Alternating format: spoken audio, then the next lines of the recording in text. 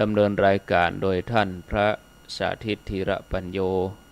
สถาบันธรรมภิวัตรอำเภอแม่เมาะจังหวัดลำปางเป็นประจำทุกวันอังคาร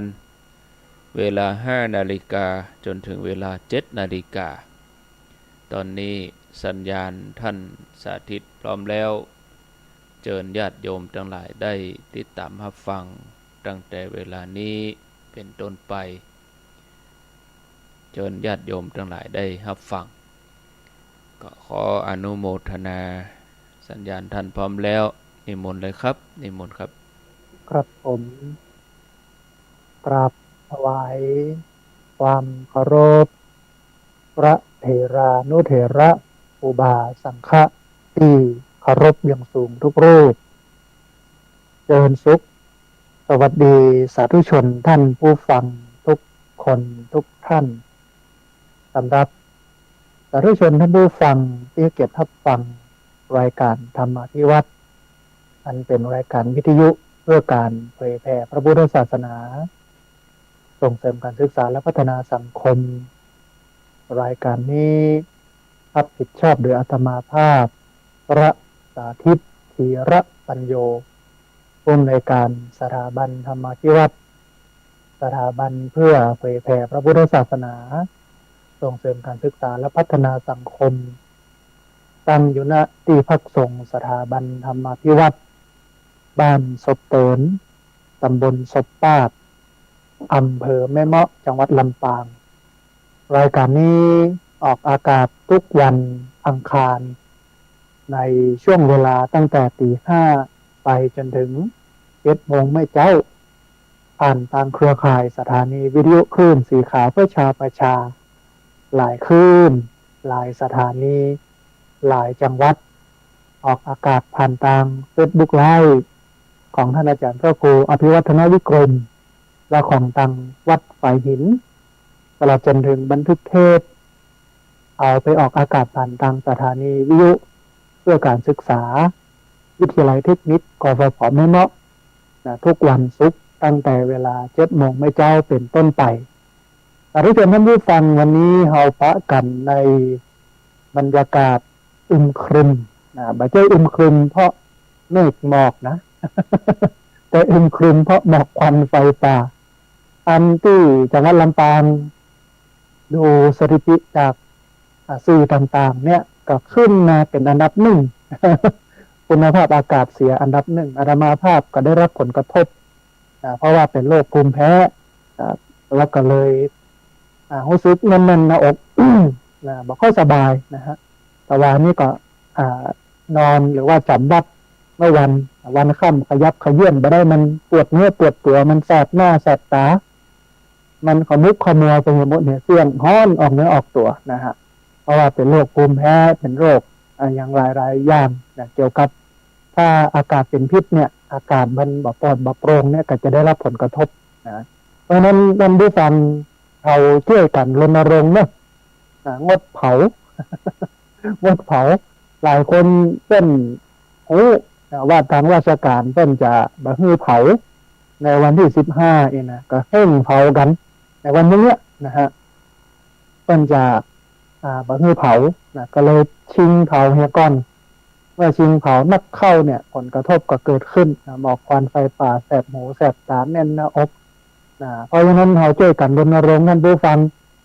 บ่ต้องเอาที่ไหนเอาที่วัดเนี้ยใบไม้จัดเที่ยวแต่ว่าแขวดไฟป่ากวาดใบไม้ใบไผ่แต่ว่านี่ลายลำลบเอาไปไว้ที่สวนพักด้านหลังวัดที่ศูนย์เรียนรู้เกษตรธรรมวิถีสถาบันธรรมาภิวัตรด้านหลังเอาไปอุ้ยใส่ในเป็นห้องว่าแปลงพักที่มันหมดแล้วนะเราก็เอารถไถมาปั๊บมาปั่นก็เป็นปุ๋ย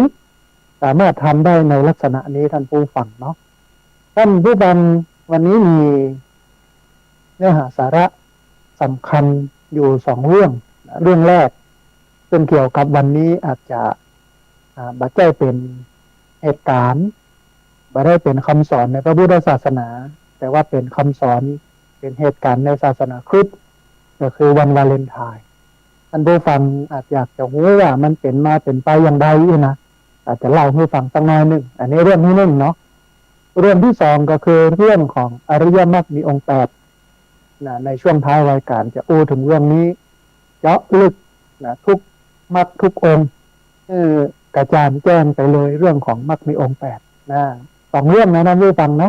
ะฮะแล้วก็เรื่องที่สามเป็นเรื่องฝากก็คือเรื่องของหมอกควันไฟป่าตอนนี้มาจัดรายการที่โรงครัวนะเพราะว่ามีที่มุงที่บังดีนะฮะก็เลยมาจัดที่นี่มันดูโล่งดูโปร่งดีแต่ถ้าอยู่ที่ห้องเนี่ยมันใกล้กับควันไฟเป็นเผาเป็นจุดกันแวดวัดนะฮะจะได้รับผลกระทบก็เลยย้ายมาทางเพนะ เนี่ยอาจจะมีสัญญาณเสียงนะดังปุ้งปุ้งปังปังเพราะว่าหน่วยบะขามมันตกใส่หลังคาท่านผู้ฟัง หลังคาเป็นมือท่านชีพนะอาจจะเสียงดังน้อยนึงเนี่ยต้องขออภัยกับท่านผู้ฟังนะฮะก่อนที่จะไปอู้ถึงเรื่องของวันวาเลนไทน์อู้ถึงเรื่องของอริยมรรคมีองค์แปดเนี่ยจะบอกกล่าวข่าวบุญท่านผู้ฟังก่อนนะถึงเรื่องของการทำบุญเพื่อจัดซื้อที่ดินถวายไว้ในพระพุทธศาสนาหน้าที่พักสงฆ์สถาบันธรรมาภิวัตรบ้านศพเตินตำบลศพปาดอำเภอแม่เมาะจังหวัดลำปางนะก็ยังที่บอกกับท่านผู้ฟังบอกว่าใช้งบประมาณ3-4 แสนเยอะอยู่แต่ว่าก็หอมไปเรื่อยๆนะอย่างเงี้ยจนกระทั่งถึงเดือนธันวา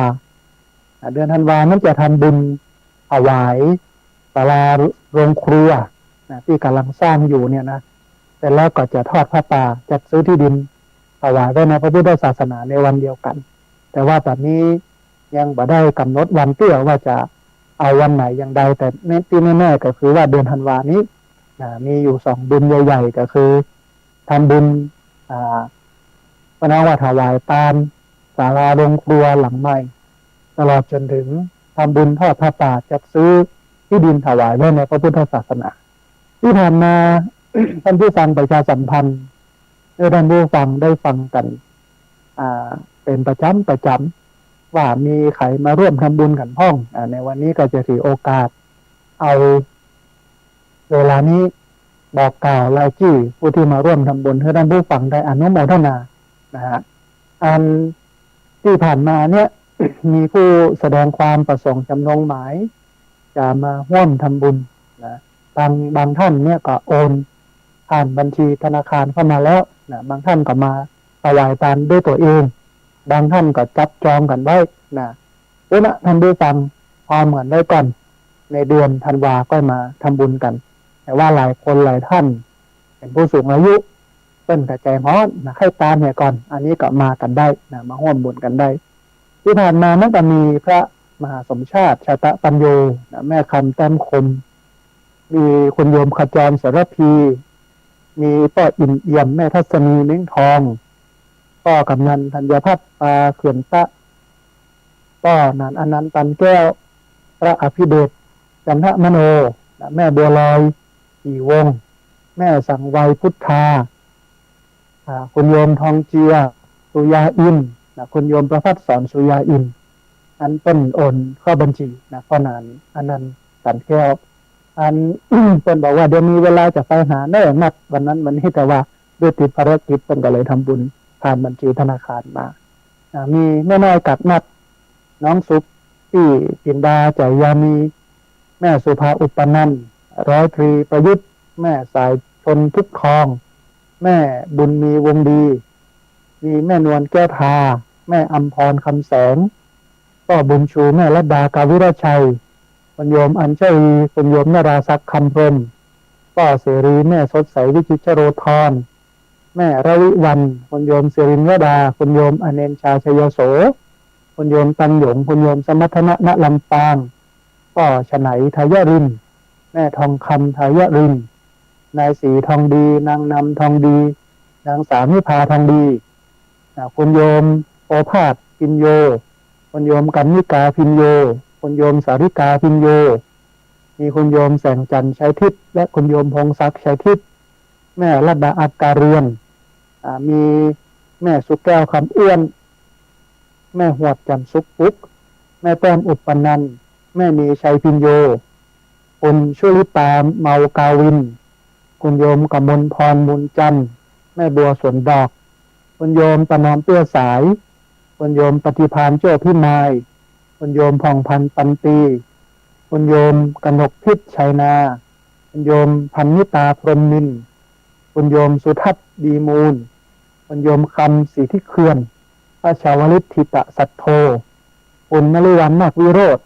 คุณโยมจรัสศรีพันธ์ศรีนวลพระวิสิตทิตะวิสิตโธพระครูโสพลปริยัติคุณโยมรัตวันปันเตพันเอกชัชวานบุญกอบและคุณโยมรัตนาบุญกรอบเรืออากาศโทสัญญาอาจารย์กันวิกาวรรณประทุมคุณโยมกัลยาว่องที่คงคาคุณโยมคำสุขโยธินคุณโยมกอบแก้วณธรรมคุณสมศรีชิมรสคุณกมลชนกโยธินคุณโยมพนิดากวนคำแม่สุชาดาเทพจันตาคุณวิทิราโยธินคุณแม่อรุณใจแก้วแดงคุณแม่แตงแก้วพะเยาคุณโยมประนอมปุ๋ยวงศ์คุณโยมสุดพิสาทิจูพันโทอำนาจสุงทรัพย์แม่สุวรรลีชูวัฒนขจรแม่คำนวณกำลังแข็งคุณโยมนัทธินีเทวคำคุณโยมลัคนาบุญมาเทศแม่จันเรือนใสคุณมาลัยแก้วปัญญาฟูแม่ประมวลกันกองคุณโยมนิรินทร์เดนมาคุณโยมชินกรเทพอุดคุณโยมสำรองนนไทยคุณโยมพนมยามอินตาคุณโยมลัดดาวันปันเตคุณโยมบุญมีจีนาคุณบุญยืนชัยวังเย็นคุณวินัยจีนาคุณโยมคุณกิตตยาจีนาคุณโยมบัวผิวบุญเรืองคุณโยมกมลเขยกลางแม่ศรีไลคติยราชคุณโยมไพพันธ์อินตทาโยมแสงล่าทองใหญ่คุณโยมกัญจนาประจินคุณโยมแสงเรือนจริยสกุลธรรมคุณโยมนนัชชาพัฒลาจันทึกคุณโยมบุญศรีทรงศรีสกุลแม่นวลยอดคำปันแม่วิไลธนุกัมคุณโยมสราวุฒิเท้าชัยคุณโยมทรงวุฒิไกรวิชัยอันนี้เป็นรายชื่อผู้ที่ได้มาร่วมทำบุญจัดซื้อที่ดินถวายไว้ในพระพุทธศาสนาหน้าที่พักส่งสถาบันธรรมภิวัตรบ้านศพเตินตำบลศพปากอำเภอแม่เมาะจังหวัดลำปางท่านใดจะร่วมทำบุญก็เรียนเชิญเจริญพรเนอะได้มาร่วมทำบุญกันแล้วก็ถ้าบ่มีโอกาสบ่มีจังหวะได้มา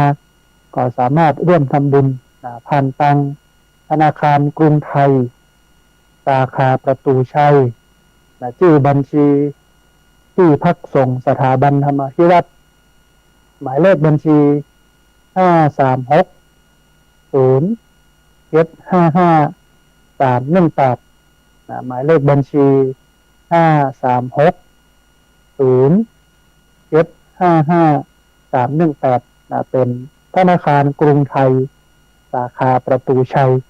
ชื่อบัญชีที่พักส่งสถาบันธรรมภิวัตรหมายเลขบัญชี5360755 อันนี้ก็บอกกล่าวข่าวบุญให้ท่านผู้ฟังทั้งหลายได้ร่วมอนุโมทนาแล้วก็ได้ร่วมทำบุญกันนะฮะเอาละท่านผู้ฟังคราวนี้มาถึงเนื้อหาสาระที่จะเอามามาให้ท่านผู้ฟังทั้งหลายได้ฟังในรายการธรรมาภิวัตร วันนี้นะซึ่งเป็นวันที่14กุมภาพันธ์พุทธศักราช2566สำหรับหมู่เฮาผู้สูงอายุถ้าจะเป็นภาษาบ้านเฮาก็คือคนเฒ่า ก็คงด่าอันอย่างนักหนา กับวันนี้นะฮะแต่ว่าวัยรุ่นหนุ่มสาวมันกระตื่นตัวนะเพิ่นกระตื่นตัวกันกระตือรือร้นเพราะว่าเพิ่นรับเอาวัฒนธรรมจากตะวันตกเข้ามาหรอกสำม่วนของงานกันจนถึงกระทั่งที่ว่าสมัยตะก่อนทางรัฐบาลทางหน่วยงานเอกชนหรือว่า NGO เนี่ยเพิ่นออกมารณรงค์กันว่าบักควรมีเพศสัมพันธ์กันในวันนี้เด้ออีนะ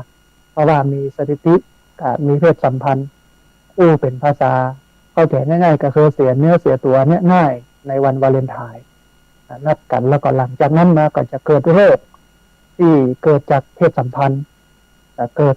มีลูกที่เป็นสำหรับคนที่มันบอกพร้อมจะมีลูก มีหลายเรื่องอาชญากรรม จุกันลอกกันและกันล่าสุดเนี่ยรัฐบาลต้นกับรณรงค์ว่าบอกควรถ่ายรูปอนาจารส่งเฮือไผ่อย่างใดเมื่อต้องระมัดระวังกว่าจะถูกแบล็กเมย์เรียกเอาเงินอย่างหลายอย่างเนี่ยนะฮะทีนี้มาดูกันวันวาเลนไทน์เนี่ยพระเดชพระคุณหลวงท่านเจ้าพระคุณสมเด็จพระพุทธโฆษาจารย์ประยุทธ์โตเนี่ยเป็นบอกว่ามันเป็นวัฒนธรรมของสังคมแต่บางเมื่อมันมีก็บ่ได้แต่บางเมื่อมันบ่มีเนี่ยก็บ่ได้หรือ เอาบ่สนใจมันก็บ่ได้แต่ว่าเพิ่นก็บอกว่าเอาก็ใช้เทคนิควิธีการเหมือนกับพระพุทธเจ้าก็คือปรับประยุกต์พระพุทธเจ้านี่เผยแผ่พระพุทธศาสนาในใจทฤษฎี2ทฤษฎีหรอท่านผู้ฟังอันหนึ่งก็คือหักล้างอันไหนที่มันตรงกันข้ามกับหลักพระพุทธศาสนาเป็นก็หักล้างอันไหนที่มันไปกันได้ก็ปรับประยุกต์ไป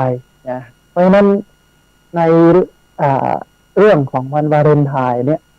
มันก็คงจะต้องใจลักษณะของการปรับประยุกต์เพราะว่ามันเป็นกระแสสังคมทีนี้ถ้าผู้ฟังเพื่อให้เกิดความเข้าใจถึงวันวาเลนไทน์เราจะได้รู้แล้วก็อย่างน้อยเนี่ยเอาไปให้ลูกให้หลานได้ฟัง เบิ่งก็บอกคนเท่านี่ธรรมดาเนี่ยทันสมัยเรื่องราวของวันวาเลนไทน์โดยตรงนี้นะเราจะได้บอกลูกเตือนหลานได้ตัวนะฮะใน ประวัติศาสตร์ตำรับตำราเนี่ยท่านผู้ฟังเทศกาลวาเลนไทน์หรือว่าวาเลนไทน์เดย์เนี่ยวันวาเลนไทน์เนี่ยนะเริ่มมีขึ้นตั้งแต่ยุคที่จักรวรรดิโรมเรืองอำนาจสมัยยุคกรุงโรมก็นะท่านผู้ฟังของฝรั่งนะในยุคนั้นเนี่ยวันที่14กุมภาพันธ์ของทุกปีเนี่ย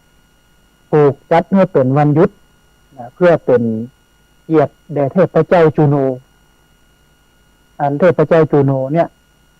เป็นเทพของคนในยุคนั้นนะฮะผู้เป็นจักรพรรดินีแห่งเทพเจ้าโรมันพระเจ้าจูโนเนี่ยเป็นจักรพรรดินีก็คือเป็นพระราชินีไม่มีแห่งกรุงโรมนะฮะนอกจากนี้เนี่ยพระองค์ยังทรงเป็นเทพแห่งอิสตรีเพศและก็การแต่งงานและในวันที่15กุมภาพันธ์เนี่ยเป็นวันเริ่มต้นเทศกาล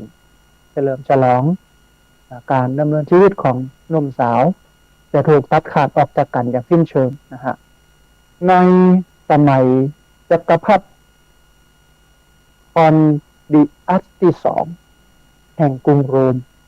พระองค์ทรงเป็นกษัตริย์ที่มีใจคอดุร้ายโหดเหี้ยมน้อยหนึ่งกษัตริย์องค์นี้นะแล้วก็ทรงนิยมการทำสงครามนองเลือดได้ทรงตระหนักว่าเหตุที่ชายหนุ่มส่วนมากบัประสงค์จะเข้าร่วมในกองทัพเนื่องจากบ่อยากจากคู่รักแล้วก็ครอบครัวไปจึงทรงมีพระราชโองการสั่งห้ามบ่ให้มีการจัดพิธีมั่นแล้วก็แต่งงานกันในโรมโดยเด็ดขาดทำให้พี่น้องชาวบ้านเนี่ยตุกอกตุกใจเป็นอย่างยิ่งในช่วงสมัยนั้นนะฮะและในขณะนั้นเนี่ย ก็มีนักบุญรูปหนึ่งชื่อว่าเซนต์วาเลนไทน์เซนต์วาเลนไทน์เนี่ยเป็นนักบวชในศาสนาคริสต์เป็นนักบวชในศาสนาคริสต์ต้นอาศัยอยู่ในกรุงโรมได้ร่วมมือกันกับเซนต์มาริอัสจัดพิธีแต่งงานให้กับชาวคริสต์หลายคู่แล้วก็ด้วยความปรารถนาดีนี่เองเนี่ยก็ทำให้วันวาเลนนักบุญวาเลนไทน์เนี่ยถูกจับเพราะว่าไปแต่งงานพี่น้องชาวคริสต์ในกรุงโรมหลายคู่ซึ่งก็ขัดกับพระประสงค์ของพระมหากษัตริย์ในยุคสมัยนั้นนะฮะและระหว่างนั้นเนี่ยต้นถูกจับอยู่ในคอกต้นก็ยังคงส่งคำอวยพรวาเลนไทน์ของเขาเนี่ยออกไปให้กับคนหนุ่มคนกำคนสาวอะไรอย่างต่างๆนี่นะมันมีวันหนึ่งลูกสาวของงานผู้คุมคุกลูกสาวของผู้คุมคุกที่ชื่อว่าจูเลียเนี่ยนะได้รับจดหมายฉบับนี้ก็เลยมาเยี่ยมเขามาแอลพอนะระหว่างที่ถูกคุมขัง ในคืนก่อนที่วันวาเลนไทน์จะสิ้นชีวิตโดยการถูกประหารชีวิตสมัยตะก่อนเป็นประหารชีวิตโดยการตัดศีรษะตัดหัวเขาก็ได้ส่งจดหมายฉบับสุดท้ายถึงจูเลียส่งจดหมายฉบับสุดท้ายถึงจูเลียหลังจากนั้น ก็ถูกตัดหัวท่านผู้ฟังศพของเขาเนี่ยได้ถูกเก็บไว้ในโบสถ์ราซิเดสณกรุงโรมจูเลียก็ได้ปลูกต้นอามันหรือต้นฮ้องว่าอามันสีชมพูไว้ใกล้ศพของวาเลนตินัสผู้เป็นที่รักของเธอโดยในวันนี้ทุกปี ต้นอามันสีชมพูเนี่ยได้เป็นตัวแทนแห่งรักนิรันดร์และก็มิตรภาพอันสวยงามถึงแม้ว่าเบื้องหลังความเป็นจริงของวาเลนไทน์จะเป็นตำนานที่มืดมัวแต่ก็ยังคงแสดงหันถึงความรู้สึกเอ็นดูสงสารความกล้าหาญและก็ที่สำคัญที่สุดเป็นเครื่องหมายของความโรแมนติกจึงบันน่าประหลาดใจว่าในช่วงยุคกลางวาเลนไทน์มักเป็นนักบุญที่มีชื่อเสียงที่สุดในประเทศอังกฤษและก็ประเทศฝรั่งเศสต่อมาเนี่ยนักบวชในนิกายโรมันคาทอลิกของศาสนาคริสต์เพิ่นก็ได้เลือกให้วันที่14กุมภาพันธ์เนี่ยเป็นวันเฉลิมฉลองเทศกาลวันแห่งความรักแล้วก็ดูเหมือนว่ายังคงเป็นธรรมเนียมที่ชายหนุ่มจะเลือกสาวที่ตนเองพึงพอใจในวันวาเลนไทน์สืบต่อกันมาจนถึงทุกวันนี้มันเป็นเหตุการณ์ มันเป็นเรื่องราวของศาสนาคริสต์ที่นักบวชในศาสนาคริสต์ได้กระทำไว้ได้แต่งงานให้กับชายหนุ่มหญิงสาวในยุคโรมซึ่งในยุคนั้นมันมีสงครามมหากษัตริย์ ก็หันว่าเนี่ยอย่างพ่อใจบ่ออกมาสู้รบเนี่ยอย่างพ่อใจบ่ค่อยออกมาสู้รบบ่ค่อยออกมาเกณฑ์ทหารต้นก็คนสนิทไปสังเกตสังกาไปศึกษาวิจัยเนี่ยนะก็ปะว่า โอ้ก็ย้อนเป็นห่วงครอบครัวมีกู้มีกินเนาะไปอยากพัดพากจากกันไปไหนเพิ่นก็เลยตัดสินใจบ่ฮือแต่งงานบ่ฮือจัดพิธีแต่งงานบ่ฮือมั่นกันในช่วงโอกาสเวลานั้นแต่ว่าวาเลนไทน์เนี่ยซึ่งเป็นนักบวชในศาสนาคริสต์เนี่ยเพิ่นก็บ่ฟังนะเพิ่นก็จัดแต่งงานแต่งการอะไรอย่างกันในยุคสมัยนั้นพอข่าวนี้ทราบไปถึงพระมหากษัตริย์ เพิ่นก็โกรธเพราะว่าเพิ่นสั่งไว้ว่าบ่ให้แต่งงานยังมาจัดงานแต่งโยกาอีกเนาะก็เลยยับวาเลนไทน์ไปขังไว้ที่คอกวาเลนไทน์เมื่ออยู่ในคอกก็เขียนจดหมายหลายๆฉบับไปถึงโน้นถึงนั้นถึงนี้จนกระทั่งมีฉบับหนึ่งไปถึงลูกสาวของผู้คุมคอกนะฮะลูกสาวผู้คุมคอกเนี่ยจูเลียชื่อว่าจูเลียเนี่ยเพิ่นก็รู้สึกชอบใจแล้วก็ไปแอวหาวาเลนไทน์ก็ไปสัญญาเล่นสัญญาลักษณ์กันอะไรอย่างกันท่านนี่นะฮะที่คอกหลังจากนั้นวาเลนไทน์ก็ถูกตัดหัวลูกสาวของผู้คุมคอกชื่อว่าจูเลียเนี่ยก็ปลูกต้นอัลมอนด์สีชมพูไว้เป็นที่ระลึกนึกถึงวาเลนไทน์ที่เสียสละชีวิตจากการทำให้ผู้คนเกิดความรักทีนี้ท่านผู้ฟังวัฒนธรรมเราเนี่ยมันก็แพร่ขยายกระจายไปทั่วผู้คนก็ตื่นตัวกัน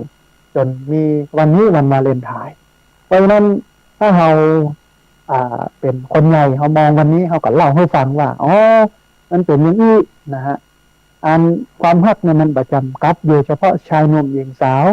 ฮักพ่อฮักแม่ฮักเพื่อนฮักพี่ฮักน้องก็ได้แล้วมันบ่ได้แต่เรื่องเพศอย่างเดียวนี่นะมันก็แสดงออกบอกถึงความรักนี่แหละได้แบบในไหนลักษณะบ่จำเป็นจะต้องมาคนท้องว่าแสดงออกความรักในชายหนุ่มหญิงสาวอย่างเดียวแปลงความรักเป็นบุญกุศลแล้วก็ของที่ให้กันเนี้ยอาจจะเป็นอย่างอื่นก็ได้บ่จำเป็นต้องเป็นดอกไม้เพราะว่าตอนเนี้ยกาบขึ้นราคาดอกไม้โดยเฉพาะดอกกุหลาบสีแดงนี่นะขึ้นราคา อันตามกระทรวงสาธารณสุขเป็นการรณรงค์ว่า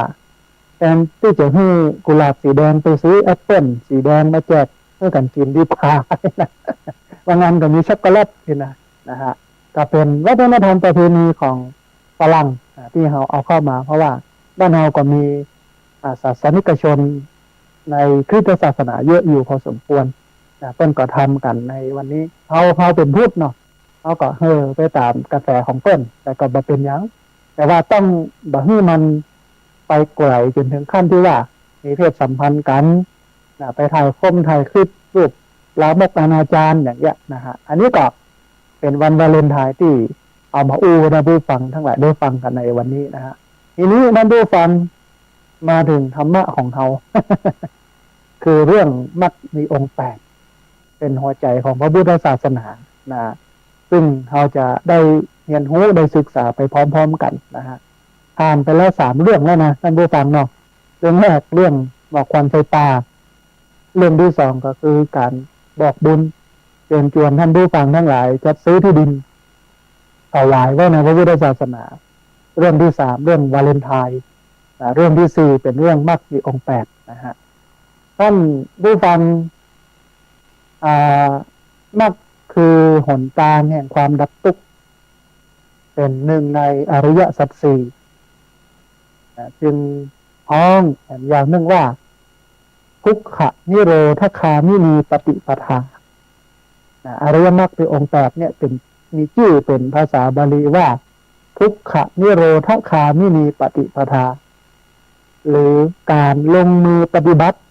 เพื่อให้พ้นจากทุกข์ประกอบไปด้วย8ประการในธรรมจักรปวัตนสูตรท่านผู้ฟังพระพุทธเจ้าตรัสว่าอริยมรรคในองค์8เนี่ยเป็นทางสายกลางคือเป็นข้อปฏิบัติอันพอดีที่จะนำไปสู่ความพ้นทุกข์แบบตึงเกินไปบายอมเกินไปเป็นมัชฌิมาปฏิปทาหรือว่าทางสายกลางตามวิพันธ์สูตรท่านผู้ฟังพระพุทธเจ้าเนี่ยทรงอธิบายรายละเอียดเรื่องของอริยมรรคมีองค์8ไว้ดังนี้นะฮะเป็นบอกว่าสัมมาทิฏฐิความเห็นที่ถูกต้องเนี่ยหมายถึงความรู้ในอริยสัจสี่คนจะเข้าถึงมรรคได้เนี่ยบันไดซี่แรก ปากตางหนทางเบื้องต้นนี่ก็คือสัมมาทิฏฐิต้องให้เกิดสัมมาทิฏฐิก่อนต้องให้เกิดความคิดเห็นที่มันถูกต้องดีงามก่อนก็หมายถึงการรู้ในอริยสัจสี่สัมมาทิฏฐิเนี่ยจะเกิดได้ต้องอาศัยเหตุ2อย่างนะท่านผู้ฟังเหตุแรกก็คือคนท้องว่า กัลยาณมิตรกัลยาณมิตรต้องให้ข้อมูลเราต้องแนะนำเราต้องบอกเรากัลยาณมิตรเป็นท้องเห็นอย่างนึงว่าปารโตโคสะก็คือเสียงจากภายนอกต้องอาศัยคนนอกต้องอาศัยครูบาอาจารย์แนะนำเราเมื่อเป็นให้ข้อมูลเป็นแนะนำเราแล้ว เอาก่อมาคิดมาพิจารณาจนเกิดเป็นโยนิโสมนสิการคิดพิจารณาโดยแยบคายเมื่อได้ข้อมูลมาแล้วมาคิดพิจารณาก็จะเกิดสัมมาทิฏฐิองค์ประกอบของสัมมาทิฏฐินั้นมี2อย่างนะปารโตโคสะคือเสียงจากภายนอกกัลยาณมิตรอันนี้คือปารโตโคสะและ2โยนิโสมนสิการการคิดพิจารณาโดยแยบคายในใจของเราอาศัยเหตุ2อย่างนี้ก็ทำให้เกิดสัมมาทิฏฐิแต่บัดเดี๋ยวนี้ผู้คนทั้งหลายเนี่ยมาได้มีสัมมาทิฏฐิเพราะว่าบ่ฟังคำครูบาอาจารย์ บ่ฟังคำครูบาอาจารย์บ่สนใจด้วยซ้ำบ่โง่คิงด้วยซ้ำนะฮะแล้วก็เมื่อบ่มีข้อมูลที่เป็นข้อมูลที่ถูกต้องเนี่ยก็บ่สามารถจะนำมาคิดพิจารณาให้เกิดเป็นสัมมาทิฏฐิได้นี่เป็นหัวใจสำคัญนะความคิดเห็นที่ถูกต้องเนี่ยนะฮะอันที่2ท่านผู้ฟังก็คือสัมมาสังกัปปะคือความคิดที่ถูกต้องหมายถึงความคิดในการออกจากกามความพยายามและการเบียดเบียนอันนี้คือสัมมาสังกัปปะ อันที่สามคือสัมมาวาจาวาจากำอู้ที่มันถูกต้องก็หมายถึงการเว้นจากการอู้ขี้จุอู้กำหยาบอู้ส่อเสียดแล้วก็อู้เพ้อเจ้อนะแต่อันนึงคือสัมมากัมมันตะการปฏิบัติที่ถูกต้องก็หมายถึงเจตนาละเว้นจากการฆ่าโจรกรรมแล้วก็การประพฤติผิดในกามแต่อันนึงคือสัมมาอาชีวะการหาเลี้ยงชีพที่ถูกต้องก็หมายถึงการเว้นจากมิจฉาชีพการละเว้นจากอาชีพฆ่าสัตว์อาชีพที่นำไปสู่ความเบียดเบียนผู้อื่นให้ได้รับความลำบากสัมมาวายามะคือความเพียรที่ถูกต้องก็หมายถึงสัมปทานสี่สัมปทานสี่คืออะไรอย่างก็คือหนึ่งความพยายามป้องกันอกุศลที่ยังบ่เกิดละอกุศลที่เกิดขึ้นแล้วทำกุศลที่ยังบ่เกิดที่มันเกิดแล้วก็ดำรงรักษากุศลที่เกิดขึ้นแล้วที่มันอยู่กับเราไปเมินๆอันนี้คือสัมมาวายามะความเพียรความพยายามที่มันถูกต้องสัมมาสติการมีสติที่ถูกต้องก็หมายถึงสติปัฏฐานสี่สติปัฏฐานสี่ก็คือกายเวทนาจิตธรรมการพิจารณากายพิจารณาเวทนาคือความรู้สึกพิจารณาจิตคือความคิดพิจารณาธรรมพิจารณาธรรมคือสิ่งที่เกิดขึ้นกับจิตอันนี้คือสัมมาสติการระลึกการนึกถึงการมีจิตใจจดจ่อจดจ้องอยู่กับสติปัฏฐานสี่อันสุดท้ายสัมมาสมาธิการมีสมาธิที่ถูกต้องก็หมายถึงฌานสี่อันนี้คืออริยมรรคมีองค์แปดที่อยู่ในวิพังคสูตรที่พระพุทธเจ้าได้ตรัสถึงรายละเอียดเอาไว้นะฮะทีนี้ท่านผู้ฟังเพื่อให้เกิดความเข้าใจลึกซึ้งแต่ละข้อเองเนาะเอาก็มาลงรายละเอียดแต่ละข้อไปด้วยกันนะฮะเอาอันแรกก่อนเลยท่านผู้ฟังสัมมาทิฏฐิสัมมาทิฏฐิเนี่ยหมายถึงแนวคิดที่ถูกต้องความเห็นชอบตามทำนองครองธรรมเช่นหันว่าทำดีได้ดีทำชั่วได้ชั่วคือเป็นมรรคองค์แรกในมรรคมีองค์แปดอันเป็นแนวทางสู่การพ้นจากความทุกข์นะฮะในสัมมาทิฏฐิสูตรพระสารีบุตรเป็นอธิบายขยายความของสัมมาทิฏฐิไว้ว่าสัมมาทิฏฐิเนี่ยมีอยู่16ประการถ้าเรามีความคิดความอ่านความเห็นเป็นไปตามนี้แล้วเนี่ยก็ถือว่ามีสัมมาทิฏฐิแต่ถ้าเอาบ่มีความคิดความอ่านความเห็นมาเป็นไปตามที่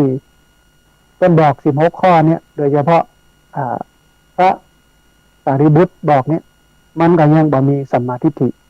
ท่านผู้ฟังอันนี้เป็นเครื่องวัดเลยนะว่าใครมีสัมมาทิฏฐิบ่มีสัมมาทิฏฐิลองมาพอทีละข้อนะครับอันแรกต้นบอกว่าหูชัดกุศลและก็รากเหง้าแห่งอกุศลหูชัดกุศลและรากเหง้าแห่งอกุศลก็คืออกุศลกรรมบท10รากเหง้าของอกุศลก็คือโลภะความโกรธโทสะความโลภะความโลภโทสะความโกรธโมหะความหลงนะครับต้องหูอกุศลกรรมบท10กายกรรม3วจีกรรม4มโนกรรม3ต้องหูแล้วก็รากเหง้าของกุศลของอกุศลก็คือโลภะโทสะโมหะความโลภความโกรธความหลงอันแรกนะอันที่สองหูชัดอาหารก็คือเหตุเกิดแห่งอาหารความดับแห่งอาหารแล้วก็ข้อปฏิบัติเพื่อถึงความดับแห่งอาหารคืออาหารภัสสะมีเจตนาแล้วก็วิญญาณแห่งอาหารก็คือตัณหาความดับแห่งอาหารก็คือการดับตัณหาแล้วก็ข้อปฏิบัติเพื่อถึงความดับแห่งอาหารก็คือมรรคมีองค์8ต้องหูชัดนะฮะเรื่องของอาหารก็คือเรื่องของอกุศลรากเหง้าของอกุศลรากเหง้าของบาปรากเหง้าของตัณหาความอยากนะฮะ อันหนึ่งก็คือหูชัดเรื่องทุกข์ท่านผู้ฟังเหตุแห่งทุกข์การดับทุกข์แล้วก็ข้อปฏิบัติที่ถึงความดับทุกข์ทุกข์ก็คือการเกิดการแก่ความเจ็บความตายความโศกความปริเทวะความทุกข์ความโทมนัสความอุปยาตแล้วก็เหตุแห่งความทุกข์ก็คือตัณหาความดับทุกข์ก็คือการดับตัณหาแล้วก็ข้อปฏิบัติที่ถึงความดับทุกข์ก็คือมรรคมีองค์8อันนี้คือหูชัดทุกข์นะฮะแต่มันนึ่งคือหูชัดเรื่องของชาตินี่นะเหตุแห่งชาติคือชาติเนี่ยก็คือความดับแห่งชาติแล้วก็ข้อปฏิบัติให้ถึงความดับแห่งชาติเหตุเกิดแห่งชาติชาติก็คือภพภาวะเนี่ยภพความดับแห่งชาติก็คือการดับภพข้อปฏิบัติให้ถึงความดับแห่งชาติก็คือมรรคมีองค์8หูชัดถึงเรื่องของภพภาวะเนี่ยแปลว่าภพเหตุหูจักเหตุเกิดแห่งภพความดับแห่งภพแล้วก็ข้อปฏิบัติที่ถึงความดับแห่งภพเหตุเกิดแห่งภพก็คืออุปาทานความยึดถืออุปาทานความยึดถือความดับแห่งภพก็คือการดับอุปาทานการดับความยึดถือแล้วก็ข้อปฏิบัติที่ถึงความดับแห่งภพก็คือมรรคมีองค์8หูชัดอุปาทานหูถึงเรื่องของเหตุเกิดแห่งอุปาทานคือการยึดมั่นถือมั่นความดับแห่งอุปาทานคือการดับความยึดมั่นถือมั่นแล้วก็ข้อปฏิบัติให้ถึงความดับแห่งอุปาทานก็คือเหตุเกิดแห่งอุปาทานก็คือตัณหาความดับอุปาทานก็คือการดับตัณหาดับการยึดถือเนี่ยจะต้องไปดับที่ตัณหาความอยากถ้าตัดความอยากได้เนี่ยเขาก็จะบ่มีความอุปาทานความยึดถือแล้วก็ข้อปฏิบัติเนี่ยถึงความดับแห่งอุปาทานก็คือมรรคมีองค์8หูชัดตัณหาท่านดูฟังหูถึงเรื่องของเหตุเกิดแห่งตัณหาความดับแห่งตัณหาแล้วก็ข้อปฏิบัติที่ถึงความดับแห่งตัณหาเหตุเกิดแห่งตัณหาก็คือเวทนาคือความรู้สึกความดับแห่งตัณหาก็คือการดับเวทนาคือดับความรู้สึกข้อปฏิบัติที่ถึงการดับแห่งตัณหาก็คือมรรคมีองค์8หูชัดเวทนาหูถึงเรื่องของเหตุเกิดแห่งเวทนาความดับแห่งเวทนาแล้วก็ข้อปฏิบัติให้ถึงความดับแห่งเวทนาก็คือความรู้สึกนะฮะหูชัดถึงผัสสะผัสสะคือการสัมผัสการรับรู้ผัสสะนี่นะเหตุเกิดแห่งผัสสะความดับแห่งผัสสะแล้วก็ข้อปฏิบัติให้ถึงความดับแห่งผัสสะก็คืออริยมรรคมีองค์8หูชัดอายตนะ6เหตุเกิดแห่งอายตนะ6ความดับแห่งอายตนะ6แล้วก็ข้อปฏิบัติให้ถึงความดับแห่งอายตนะ6อายตนะ6ก็คือตาหูจมูกลิ้นกายใจเนี่ยนะฮะหูชัดรูปนามเหตุเกิดแห่งรูปนามความดับแห่งรูปนามแล้วก็ข้อปฏิบัติให้ถึงความดับแห่งรูปนามหูชัดวิญญาณเหตุเกิดแห่งวิญญาณคือการรับรู้ความดับแห่งวิญญาณก็คือดับการรับรู้แล้วก็ข้อปฏิบัติให้ถึงความดับแห่งวิญญาณดับความรับรู้ก็คืออริยมรรคมีองค์8หูชัดสังขารคือการปรุงแต่งเหตุเกิดแห่งสังขารเหตุเกิดการปรุงแต่งความดับการปรุงแต่งแล้วก็ข้อปฏิบัติให้ถึงความดับแห่งการปรุงแต่งคือสังขารหูชัดอวิชชาเหตุเกิดแห่งอวิชชาคือความบ่รู้ความดับแห่งอวิชชาคือดับความบ่รู้แล้วก็ข้อปฏิบัติให้ถึงความดับแห่งอวิชชาก็คือการดับความบ่รู้ก็คืออริยมรรคมีองค์8อันสุดท้ายหูชัดอาสวะอาสวะคือกิเลสนะฮะเหตุเกิดอาสวะก็คือเหตุเกิดของกิเลสความดับแห่งอาสวะก็คือความดับกิเลสแล้วก็ข้อปฏิบัติให้ถึงความดับแห่งอาสวะการดับกิเลสก็คืออริยมรรคมีองค์8ทั้ง16ข้อนี้ท่านผู้ฟังเพื่อนฮ้องว่าเป็นสัมมาทิฏฐิคนที่จะมีสัมมาทิฏฐิได้เนี่ย ต้องโหทั้ง16อย่างนี้ก่อน ถ้าหูเข้าใจ16อย่างนี้แล้วก็ถือว่ามีสัมมาทิฏฐิท่านผู้ฟังขาดข้ออันอย่างไปพ่อง นะขาดอันอย่างไปพ่องอีนะเขาก็เติมเอาแต่ละข้อ16ข้อเนี่ยโอ้ถ้าหูหมดเนี่ยสัมมาทิฏฐิเกิดแต่ถ้าบางหูตามนี้นะสัมมาทิฏฐิไม่เกิดเมื่อสัมมาทิฏฐิบ่เกิดท่านผู้ฟังสัมมาอันอื่นๆนะข้อปฏิบัติอันอื่นๆนั่นก็บ่เกิดมันก็มีนะเพราะฉะนั้นต้องให้สัมมาทิฏฐิเกิดโดยการหูเรื่อง16เรื่องนี้นะฮะอันนี้คือมักมีองค์8ข้อแรกคือสัมมาทิฏฐิต่อมาท่านผู้ฟังคือสัมมาสังกัปปะสัมมาสังกัปปะเนี่ยก็หมายถึงดำริชอบคือความนึกคิดในทางที่ถูกต้องมันเป็นหนึ่งในมรรค8หรือมรรคมีองค์8สัมมาทิฏฐิเนี่ยสัมมาสังกัปปะเนี่ยมี3อย่างท่านผู้ฟังสัมมาสังกัปปะเนี่ยมี3อย่างคนจะมีสัมมาสังกัปปะได้ต้องมี3อย่างอันแรกเลยก็คือเนกขัมมะสังกัปปะคือเนกขัมมะวิตกคือความดำริที่ปลอดจากโลภะความนึกคิดที่ปลอดโปร่งจากกามมามกมุ่นพัวพันติดข้องในสิ่งสนองความอยากต่างๆความคิดที่ปราศจากความเห็นแก่ตัวความคิดเสียสละแล้วก็ความคิดที่เป็นคุณเป็นกุศลทุกอย่างอันนี้จัดเป็นความนึกคิดที่ปราศจากราคะหรือโลภะต้องมีเนกขัมมะสังกัปปะอันที่สองอัพยาบาทสังกัปปะคืออัพยาบาทวิตกก็คือการดำริในอันที่จะบาพยาบาทความดำริที่บ่มีความเฉียดแค้นชิงชังขัดเคืองหรือเพ่งมองในแง่ร้ายต่างๆโดยเฉพาะมุ่งเอาธรรมะที่มันตรงกันข้ามก็คือเมตตากรุณาซึ่งหมายถึงความปรารถนาดีความมีไมตรีความต้องการให้คนอื่นนั้นมีความสุขจัดเป็นความนึกคิดที่ปราศจากโทสะอันนี้คืออาพยาสังกัปปะอันสุดท้ายก็คืออาวิหิงสาสังกัปปะคือดำริในอันที่จะเบียดเบียนว่ามีการคิดทำร้ายว่าร้ายด้วยความบ่หูด้วยความคึกขนองทำโดยบ่มีความโลภหรือความโกรธมาเกี่ยวข้องโดยเฉพาะมุ่งเอาธรรมะที่มันตรงข้ามปัญญาคือความเข้าใจโลกนี้ตามความเป็นจริง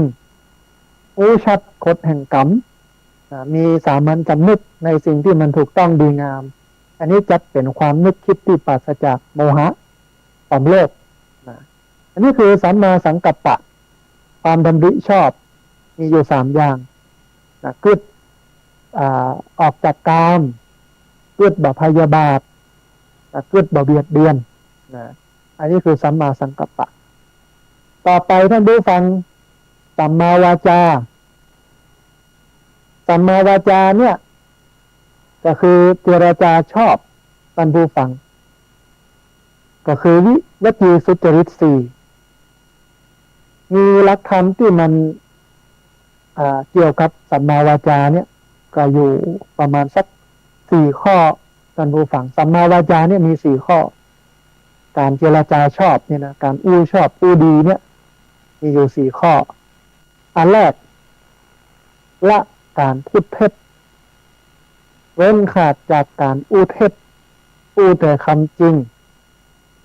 ดำรงทรัพย์มีถ้อยคำเป็นหลักฐานเชื่อถือได้บ่พูดลวงโลกอันนี้ข้อแรกเลยท่านผู้ฟังไม่พูดเท็จเป็นสัมมาวาจาอันที่สองคือละคำส่อเสียดเว้นขาดจากคำที่มันส่อเสียดฟังจากข้างนี้แล้วบ่ไปบอกแถมข้างนึง ฟังกันคนนี้ไปเล่าให้คนนั้นฟังอย่างนี้นะอันนี้เป็นการอู้ส่อเสียดเนอะนะฮะมันเป็นยังไงฟังกรรมข้างนี้แล้วเอาไปบอกข้างโน้นมันเสียหายยังไงมันกระทำให้ทุกคนเนี่ยมันแตกแยกกันมันแตกร้าวกันมันด่าให้เกิดความสมัครสมานสามัคคีเกิดความแตกแยกนะฮะส่งเสริมให้มีการ ทะเลาะเบาะแว้งเพราะนั้นละคำส่อเสียดนี่มันจะทำให้เกิดความพร้อมเพรียงผู้คนที่มันจะยินดีอยู่กับความพร้อมเพรียงเพลิดเพลินในความพร้อมเพรียงมันเป็นไปด้วยกันมันแบบเบียดเสียดมันแบบเบียดเบียนกันอันนี้คือกำอูส่อเสียดแต่มันนั่นคือละคำหยาบท่านผู้ฟังเว้นขาดจากคำหยาบการกล่าวแต่คำที่มันบ่มีโทษเพราะหูส่วนฮือฮับจับใจเป็นของเจ้าเมืองเป็นของคนที่เป็นปัญญาชนบ่อู้คำหยาบอันสุดท้ายละคำเพ้อเจ้อเว้นขาดจากคำเพ้อเจ้ออู้แต่คำที่มันเป็นจริงอิงลักอิงฐานอิงธรรมบ่อู้ไปเลอะไปเลยอันนี้เป็นของว่าสัมมาวาจาดูท่านผู้ฟังเว้นจากการพูดเท็จพูดส่อเสียดพูดคำหยาบพูดเพ้อเจ้อเหลวไหลไม่เป็นความจริงเพราะฉะนั้นกำอู้เนี่ยท่านผู้ฟังก่อนที่เราจะอู้เนี่ยเขาเป็นเจ้านายมันลูกนอก แต่ถ้าอู้ไปแล้วเนี่ยเขาเป็นลูกน้องกำอู้ทันทีเลยนะเพราะฉะนั้นก่อนจะอู้เนี่ยต้องพิจารณาให้ดีต้องคิดให้รอบคอบอู้ไปแล้วบ่เกิดโทษถึงจะเป็นความจริงก็ตามนะกำอู้ของเขาเนี่ยมันเป็นความจริงอีเนาะแต่อู้ไปแล้วทำให้เกิดความแตกแยกทำให้เกิดปัญหาขึ้นมาทีหลังเนี่ยเขาก็บอกอู้แต่ถ้าอู้ไปแล้วนะเกิดการสร้างสรรค์ดีงามก็อู้อันนี้คือสัมมาวาจาสัมมาวาจาคือเจรจาชอบนะฮะอันที่สี่ท่านผู้ฟังมาเกินต่างแล้วเนอะอะไรเงี้ยมากมีองค์แปดอันที่สี่นี่คือสัมมากัมมันตะสัมมากัมมันตะเนี่ยเป็นหนึ่งในมรรคแปดก็คือการกระทำชอบทำถูกต้องทำชอบคือการกระทำที่เว้นจากความประพฤติชั่วทางกายตามอย่างก็คืองดเว้นจากการฆ่าสัตว์งดเว้นจากการถือเอาสิ่งของที่เขาบ่ได้ให้มาเป็นของตัวเก่างดเว้นจากการประพฤติผิดในกามการมีกิ๊กมีก๊อกการไปฮักไปชอบคนที่เป็นมีกู้อยู่แล้วว่าก่อการที่เฮามีกู้อยู่แล้วก็ไปเอาเห็นคนนึงไปอยู่กับคนนึงไปฮักกับเห็นคนนึงอันนี้คือการเว้นจากการประพฤติผิดในกามสัมมากัมมันตะเนี่ยมีอยู่สามอย่างเว้นจากการฆ่าสัตว์เว้นจากการถือเอาสิ่งของที่เป็นบ่ได้เฮื่อมเป็นของตัวเก่าก็คือการลักการช่อโกงเว้นขาดจากการประพฤติผิดในกามในวันนี้ท่านผู้ฟังสามข้อเนี้ยมันบ่มีในหมู่คนที่เป็นบ่ได้ประพฤติปฏิบัติธรรมถ้าเราพอข่าวที่มันออกตามโซเชียลมีเดียตามทีวีตามหนังสือพิมพ์เนี้ยเขาก็จะพบว่าโอ้บ่เดี๋ยวนี้คนเบียดเบียนกันนับฆ่ากันยิงกันแทงกันตายนักถึงวันละนะฮะฆ่าตัวเก่าก็มีนะแต่บ่ปอยังก็น้องว่าลักทรัพย์รวมไปถึงการทุจริตช่อโกงเอาตั้งแต่อธิบดีกรมอย่างนั้นนะรีบซวยจากลูกน้องเพื่อจะให้ย้ายไปตำแหน่งดีๆว่าใครจะได้ที่ไหนตั้งใดลามไปแถวตำรวจมีเรื่องของการทุจริตลักทรัพย์ล่าสุดนี้ก็ไปเป็นหมู่เดียวกันกับคนที่เป็นเล่นการพนันออนไลน์ลามไปถึงอธิบดีกรมอย่างDSI ที่มีการพัวพันกับเรื่องของการทุจริตอย่างเงี้ยมันหันถึงสังคมที่มันวุ่นวายอย่างท่านผู้ฟังเปิงหลวงพ่อพุทธทาสเป็นบอกว่าศีลธรรมไม่กลับมาโลกาจะวินาศในยุคสมัยเนี้ยมันปรากฏชัดในเรื่องการทุจริตมันหันได้ชัดนะฮะอันสุดท้ายเว้นจากการประพฤติผิดในกรรมอันนี้สั้นไปใหญ่ท่านผู้ฟังเหมือนคนบักเก่าว่ามีกู้อยู่แล้วจักอิงแถมสองขี่เหือน้ำนองซ้อนสองจังเล่มมีกู้อยู่แล้วจักอิงแถมสองขี่เหือน้ำนองซ้อนสองจังเล่ม มันต้องเป็นอย่างนั้น ครอบครัวไหนที่เต้นมีกู่มีกินไปเอาคนที่สามเข้ามาว่าฝ่ายยิงฝ่ายใจล้วนนำไปสู่ความวิบัติ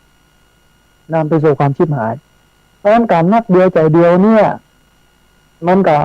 บอกชัดอย่างวันวาเลนไทน์วันเนี้ยก็หลายคนหลายท่านนัดจิกนัดกอกไว้ เดี๋ยวเอาดอกไม้ไปให้แม่เดี๋ยวเอาช็อกโกแลตไปให้แม่เดี๋ยวอย่าปาไปกินข้าวนะเดี๋ยวอย่าปาไปแอวนะเมียก็อยู่ที่บ้านเลี้ยงลูกแล้วเลือผัวสามีอยู่ที่บ้านเลี้ยงลูกโอ้มันบดีนะฮะเพราะฉะนั้นชาวพุทธต้องมีสัมมากัมมันตะต้องงดเว้นจากการฆ่าสัตว์งดเว้นจากการลักทรัพย์งดเว้นจากการประพฤติผิดในกามอันนี้คือสัมมากัมมันตะฮะอันที่ห้าท่านผู้ฟังสัมมาอาชีวะอันนี้ยาวหน่อยหนึ่งสัมมาอาชีวะเนี่ยเป็นหนึ่งในมรรคแปดหรือมรรคมีองค์แปดก็หมายถึงการใช้ชีวิตด้วยการบริโภคปัจจัยสี่ก็คืออาหารเครื่องนุ่งห่มที่อยู่อาศัยยารักษาโรคเนี่ยอย่างมากน้อยเท่าที่จำเป็นถ้าเป็นนักบวชที่อยู่ด้วยการขอก็ต้องรักษาปัจจัยสี่ของทายกที่เป็นคนที่เป็นผู้เนี่ยไว้อย่างดีเพื่อให้คุ้มค่าต่อผู้ที่บ่เบียดเบียนแล้วก็บ่เสพสิ่งที่มันนอกเหนือจากปัจจัยสี่โดยบ่จำเป็นอันนี้คืออาการเลี้ยงชีพชอบเป็นสัมมาอาชีวะเลี้ยงชีพชอบเนี่ยก็หมายถึงการทำมาหากินด้วยอาชีพที่มันสุจริตมาได้มองถึงอาชีพที่มันสูงส่งต่ำต้อยตามฐานะสังคมนะท่านผู้ฟังบางคนอาชีพสูงส่งโลกเป็นพ่อค้าพ่อขายประสบความสำเร็จแต่ถ้าเป็นทำทุจริตฮิกามาด้วยความบ่เป็นธรรมเหมือนครับกรรมที่เป็นเวรตาลฮิมาด้วยบ่ชอบประกอบด้วยเจตนาบ่เป็นเจตนาที่ดีก็เป็นมิจฉาชีพนะบ่ใจเป็นสัมมาอาชีวะสัมมาอาชีวะนะนอกจากการทำมาหากินด้วยอาชีพสุจริตแล้วก็ต้องทำด้วยความตั้งใจทำด้วยความเต็มใจใส่ใจคือขยันทำงานตั้งใจทำงานถ้าผิดชอบอันนี้เป็นถึงห้องว่าสัมมาอาชีวะสำหรับพี่น้องชาวบ้านหรือว่าคารวะเนี่ยท่านผู้ฟังสัมมาอาชีวะนี่ก็หมายถึงการเว้นมิจฉาอาชีวะมิจฉาอาชีวะเนี่ยมีอยู่ประมาณสัก